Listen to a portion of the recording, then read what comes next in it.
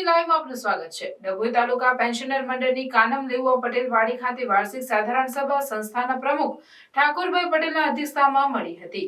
આ પ્રસંગે વાર્ષિક હિસાબો વાંચાને લેવાયા હતા તો 70 થી 90 વર્ષના સભાસદોના જન્મોત્સવ નિમિત્તે સન્માન કરવામાં આવ્યું હતું। ડભોઈ તાલુકાના પેન્શનર મંડળની કાનમ લેઉવા પટેલ વાડી ખાતે વાર્ષિક સાધારણ સભા મળી। આ પ્રસંગે સંસ્થાના પ્રમુખ ઠાકોરભાઈ પટેલના અધ્યક્ષસ્થાને સભા દીપ પ્રાગટ્ય બાદ શરૂ કરવામાં આવી તો આ પ્રસંગે સંસ્થાના મહામંત્રી રાજેન્દ્ર પુરોહિતના અવસાન બાદ મૌન પાડી શ્રદ્ધાંજલિ પાઠવી હતી।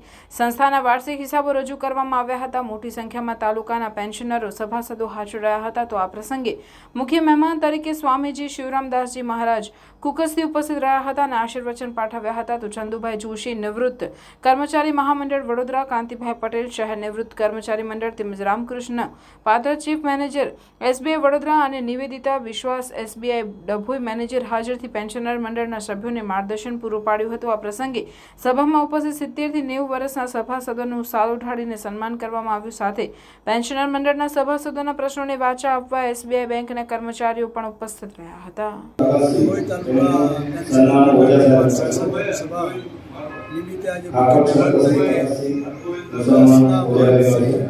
શિવરામદાસજી મહારાજની ઉપસ્થિતિમાં રાજ્યના પેન્શનર મંડળના ચંદુભાઈ જોશી સાહેબ, પ્રમુખ શ્રી કાંતિભાઈ પટેલ સાહેબ, તેમજ વડોદરા જિલ્લાના 8 તાલુકામાંથી દરેક તાલુકામાં પધારેલ પ્રમુખશ્રીઓ અને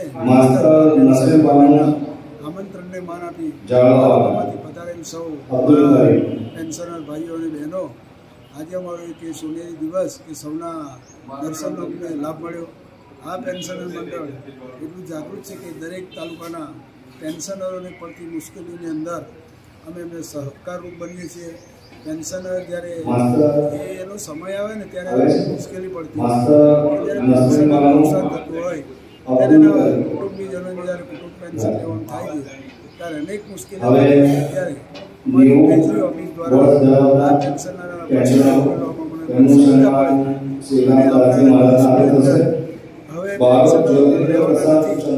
સરકારની સ્કીમ છે એમાં જે અત્યારના પેન્શનરો છે પેન્શનરોના સભ્યો થઈ શકે છે।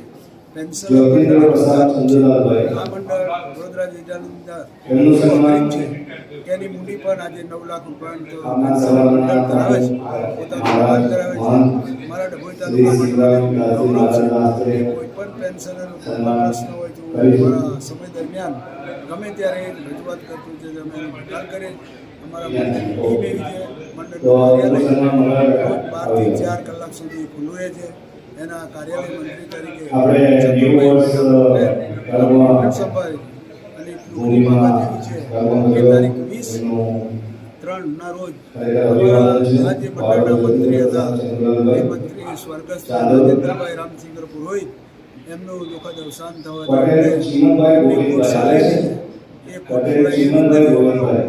કુદરતને જે ગમ્યું તે ખરું, પરંતુ સદગતના આત્માને શાંતિ આપે એ માટે અમે આજે સૌએ શ્રદ્ધાંજલિ પણ આપી છે। ઉત્તર સંસ્થા પ્રગતિ કરે એવી સૌના અમે આશીર્વાદ માગે છે। આવા સંતશ્રીના આશીર્વાદથી આ મંડળ ચાલે અને ઉત્તરોત્તર પ્રગતિ કરે।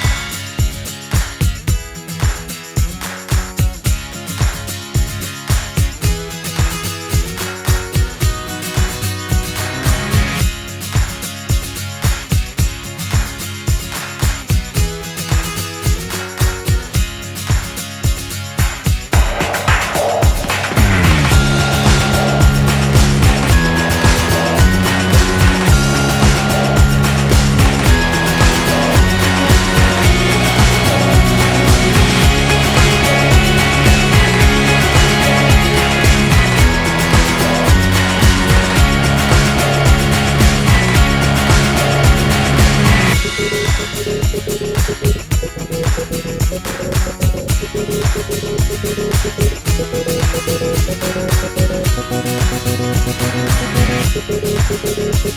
you.